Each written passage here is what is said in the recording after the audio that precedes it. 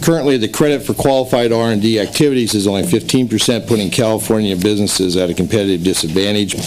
This credit is another tool in the toolbox that we can use to encourage business growth here in California and job creation as a result of that business growth. The committee analysis recommends amending this bill to eliminate the alternative incremental credit election and allow the alternative simplified credit. I'm willing to work with this committee to make this a better bill, and would appreciate any assistance you can give us in that end. I have with me today Greg Hines from the California Manufacturers and Technology Association, and Chris Michaud, who will be here to talk about the merits of the bills. All right, in support. Welcome. Thank you, Madam Chair. Members, Greg Hines, California Manufacturers and Technology Association, here in strong support of this bill. I think we've talked about the many values of the research and development credit here in California for a number of years. California has traditionally had a very respectable and a very good position in the area of research and development, which has led to California being able to claim the innovation capital of the world, if you will, the number of venture capital that has spawned here in California, the number of the products that are developed that we use either directly or benefit from. Unfortunately, what we've seen, however, in recent years is a trend similar in some ways to the trending of manufacturing some 10 years ago, where we were one of the top manufacturing states, but through a number of events saw manufacturing migrate not necessarily overseas, but to other neighboring states as a result of lack of competitive policies here in California. R&D is starting to see a similar trend.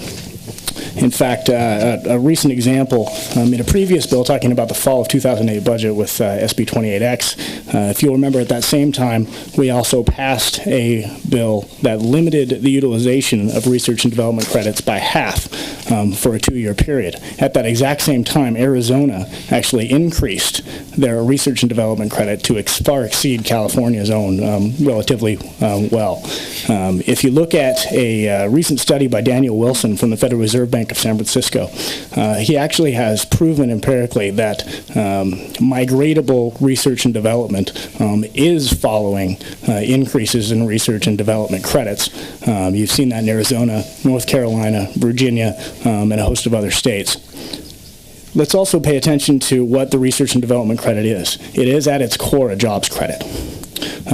Most studies recognize the research and development credit goes to about 70-75% in salary and wages. If you look at high technology sector, it's even greater. It's about 85 or 90% of those credits being for salary and wages.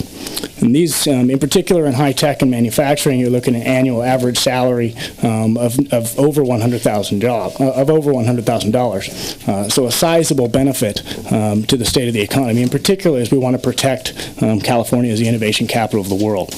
For these reasons, we strongly support federal conformity for the research and development credit. We want to keep our position where it once was, maintain it, and actually grow it. Especially when you look at an economy, in a down economy, research and development is where we're going to get ourselves out of it.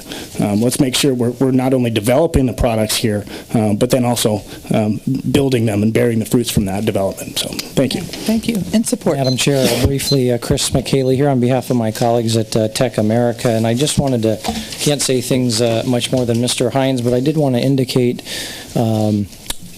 two items. First of all, California is the birthplace of the high-tech community and has long prided itself in that regard, and certainly for the aerospace industry as well, that often views itself as having created the high-tech sector. We've done some important things to our R&D credit to make it particularly attractive. Back in 1993, by the former Senator Al Alquist carried legislation that made it permanent as opposed to the federal government, so it put us out of slight conformity. And then secondly, in 1996, there are two major credits, and the university-based research credit, we actually increased above the federal amount to 24%.